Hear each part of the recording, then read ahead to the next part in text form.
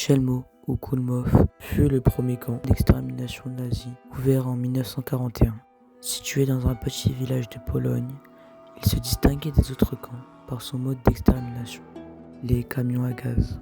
Les victimes étaient envoyées à l'arrière du véhicule et le gaz d'échappement était redirigé dans les compartiments. Ce procédé horrible, considéré par les nazis comme discret et efficace, servait de modèle pour les méthodes utilisées plus tard dans les camps de l'opération Rhein.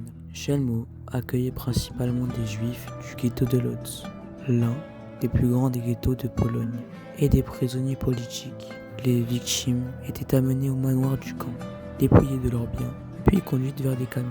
Une fois morts, les corps étaient transportés dans la forêt voisine où ils étaient enterrés dans de grosses fosses.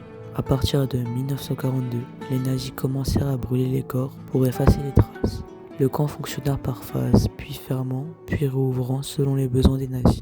On estime que 150 000 à 180 000 personnes y ont été assassinées. Pour illustrer concrètement la réalité vécue par les déportés, je vais maintenant vous présenter un témoignage qui montre l'horreur du quotidien à Chelmsford. מאיפה אני יודע שאמי הגיעה לחרנו?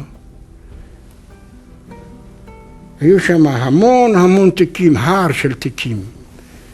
פעם אחת מצאתי תיק עם התמונות של אמי, עם כל הדוקומנטים, עם הכל מה אז כבר אמרתי לי, בורמייסטר, זה ביטה, das ist meine Mutter.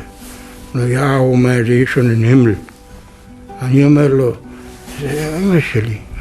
הייתי נאיבי כזה. אז הוא אומר, כן, אבל היא כבר בשמיים. הבנתי מה זה בשמיים.